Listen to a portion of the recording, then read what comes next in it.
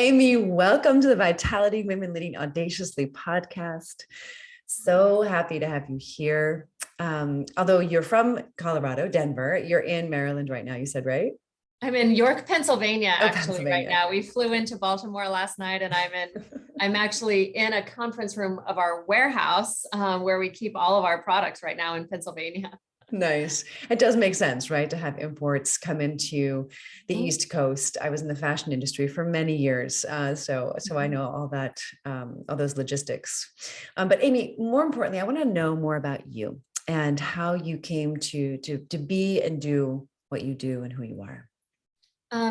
This was a very big change for me to do what I do in the last year. It was really an outgrowth in a lot of ways of being home during the COVID shutdowns and having that kind of time and space to think about a new career opportunity and creating this company. Before that, I had a 20-year career as an attorney and an executive with the university system. So I did that for a very, very long time. I was in private practice, and then I was in-house legal counsel to Colorado State University, became chief operating officer and then executive vice chancellor. And that was the role that I was doing, looking after 3 universities when COVID happened. And I was home for the first time in my 20-year career and really started thinking about, is this a time for me to go out on my own and to make a major move? And so, yes, going from being an attorney and an executive with the university system to being CEO of a startup Italian beauty company, selling at e-commerce, which is what I'm doing now, really looks like a 180-degree shift in careers, which in almost every way it really was. But I think what I learned during those 20 years was really that I love to build things. I love to take an idea and actually turn it into reality, whether that's a program or it's building physical buildings, which I was overseeing large construction projects in my previous job. I really loved taking that seed of an idea all the way to existence. And that's what I wanted to do in the company as well. Go from what I thought and hoped and still hope is a great idea, and doing all the hard work to really turn that into reality and do something that really reflected my own mission and my own personality. Whereas where I had this great career before, it was really starting to feel like I was showing up every day to create someone else's vision, somebody else's mission, really working for everybody else to be, really carrying out what they saw as the vision of the organization. And I felt kind of lost in all of that. I really relate to that. Yeah, I did something myself recently, on those same lines. It's like you outgrow it in a way, like shoes that you used to wear and you put on and you're like, these actually don't feel right anymore. So interesting. So I want to learn more about your mission. You said my mission. I want to hear more about that. I was fortunate in my previous job that I got to travel a lot, travel to many, many different countries. And I really love discovering craftsmanship and homegrown products in different countries. And especially I love finding these beauty brands that are creating products that, some of these are 400-year-old brands, 400-year-old fragrances, generational craftsmanship, families who have been making these for long periods of time. And I would discover these and bring them back with me to the US and just really feel the difference between having something that's really craft and heritage and style and great quality versus like go in the big beauty retailers in the US that are full of sort of fast beauty based on trends and influencers and celebrities and a million products and lines. And I just started to not really resonate with that culture and with those products. And I really loved these heritage products. So I started thinking to myself, how can we create sort of an all Italian retail concept that's really based on heritage and craft? And it's sort of the anti what's new and next and influencer pushed, and what's really based in tradition and craftsmanship, great style, Italy, in my opinion, produces the best in a lot of things, Absolutely. whether it's fashion or food or wine or these types of things. And beauty is no different, that real commitment to generational craftsmanship and style.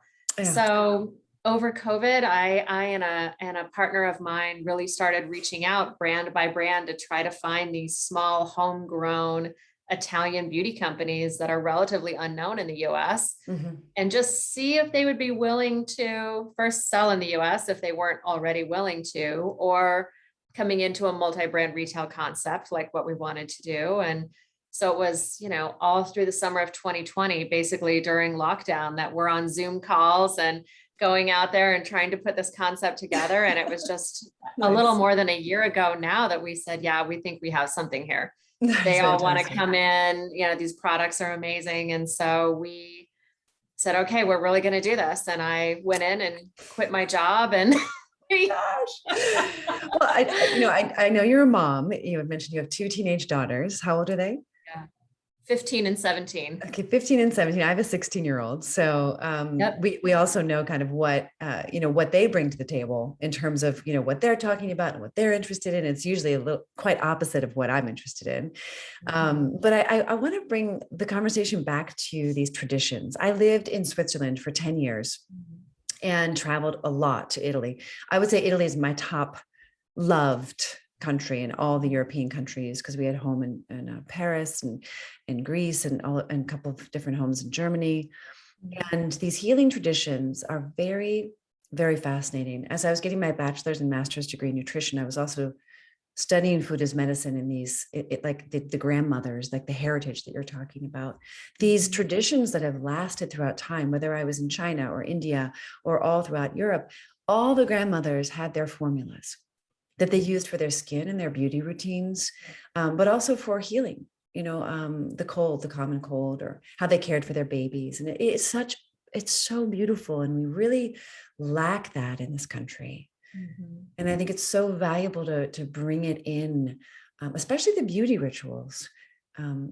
Yeah, beauty is my mother used to always say, beauty is as beauty does.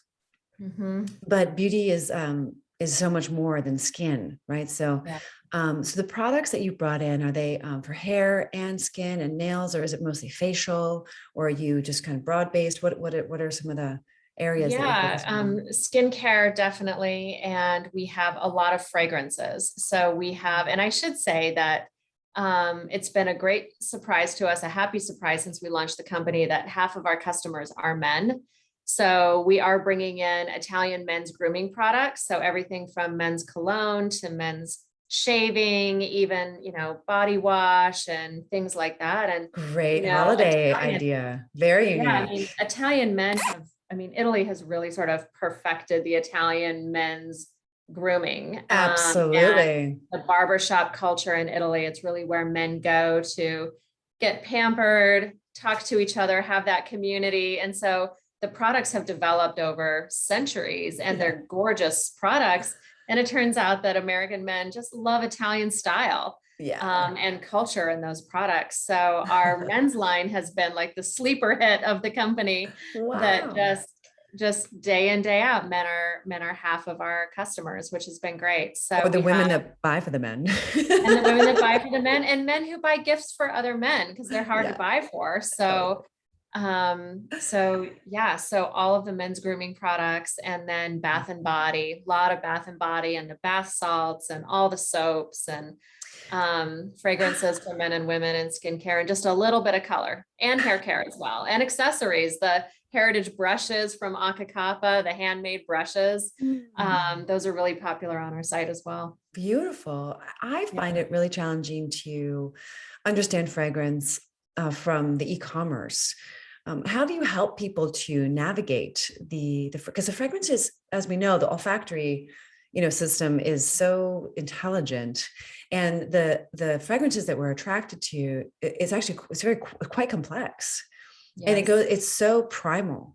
It even goes into our healing systems. That's why I find it probably the worst thing that happened to me when I had COVID was that I couldn't smell or taste for a bit. Mhm. And it was like, oh my gosh. I mean, it's such a huge part of my existence that I didn't even know until it was taken away from me how Oh, I critical it bet. is.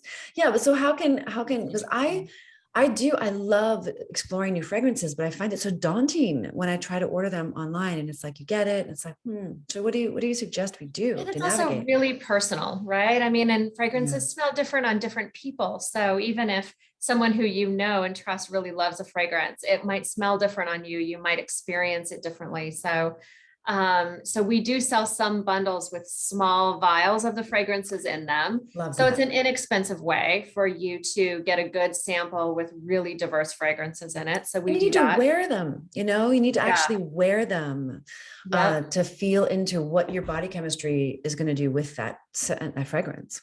Yep, that's right. And another thing we've started doing is working with a couple of fragrance influencers, if you will, people who are really experts at talking about fragrance, and Nice. people go there for advice. And so they can really talk all about the different elements of a fragrance in a way that people really understand better than I could explain it to somebody else. So really getting people talking about the fragrances. And then just from a business standpoint, we just decided to go out and say we accept all returns on all fragrances. We even pay for the shipping, no questions asked.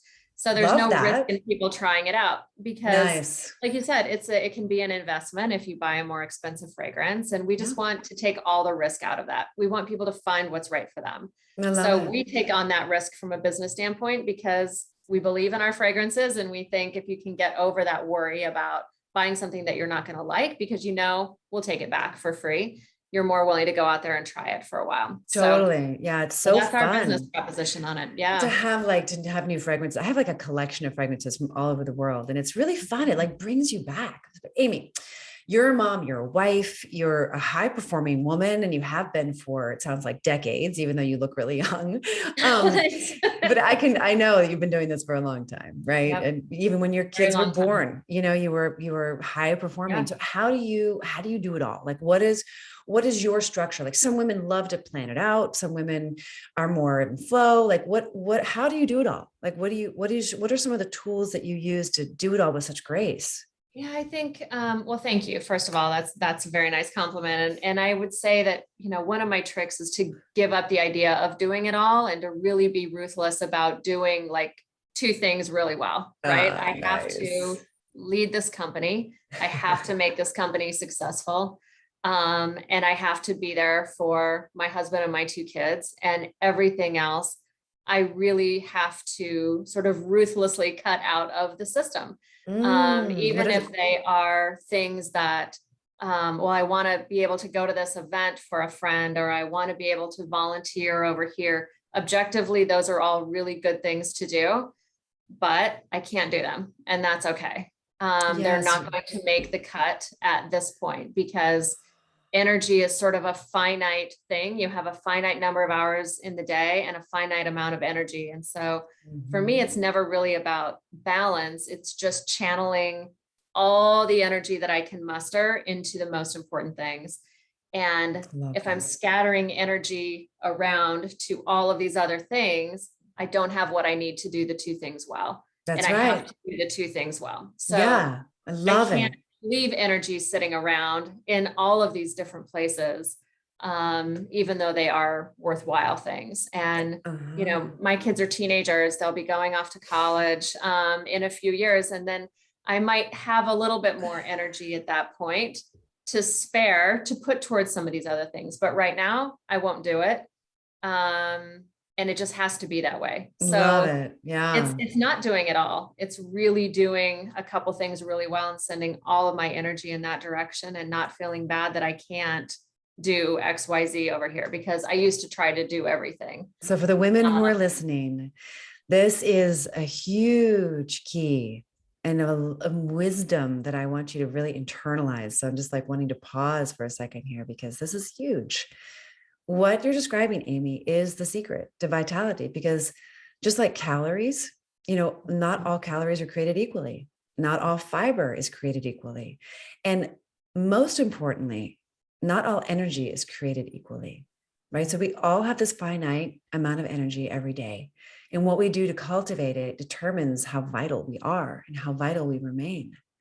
Yeah. And I love how you said ruthless, because the discernment that's required to say, you know, this is not a useful thought pattern. This is not an activity that's going to actually bring me towards my goal. So you know what your priorities are, you know what your values are, and then you're moving forward ruthlessly because you have to, because so many things are pulling at us as wives and mothers and entrepreneurs that we have to. I mean, I don't want to say as a means of survival, but if you want to be a great wife and not end up in divorce, if you want to have a great health and not burn out or have some disease show up just to force you to take a break, and if you don't want to be an absentee parent, like, you absolutely have to be ruthless with how you spend your time and the quality of energy you're cultivating. Yep, I think that's absolutely right. I've been through times in my life, and you probably have too, where I leave all my energy out there for everybody else, for whoever I'm working with, for friends over here, for everything. And I feel completely diluted and don't have enough energy to really succeed at any one particular thing. Yeah. And now I think as I've gotten older and started this company, I realize you have to scoop up all that energy and put it in the things that absolutely matter and not leave it out there And this is the beauty of being for a anything woman. else. Yeah, because what you're describing is also kind of masculine, right? When we think about the polarity and the masculine, feminine energy, and women have masculine energy. We have to actually as entrepreneurs. But what you're describing is actually the beautiful, like, you're able to have that dispersed awareness. These are the things need to get done, and I'm going to channel my energy into these two top things. Right. Come, yeah. So it's really what we have to embrace in this era. It was just a generation ago that it was somewhat taboo for our grandmothers to be working. So we've got to figure this out, and we're figuring it out. You're figuring it out. We're figuring it out. Yeah. But I think that it is giving up the notion of being everything to everybody, because then you don't have the energy to really succeed in the things that matter. You just don't. Exactly. So when you are low on energy, what, if we were going to, like a fly on the wall, what would we see you doing? Are you resting? Are you reading? Are you, I don't know, hiking? Like, what do you do to restore yourself? So I'm breathing, which sounds strange. No, actually, that's the most efficient thing to do. To step away from the whole thing and just to regain your energy and push out anything that is draining energy and not adding to it. So physically pulling that breath up and pushing out anything that is not contributing to the energy, and you're just pushing it forward into what you're doing. Spending just a few minutes a day to do that can do wonders. Walk out, walk around, get back in your worth, get back in your energy, and realign.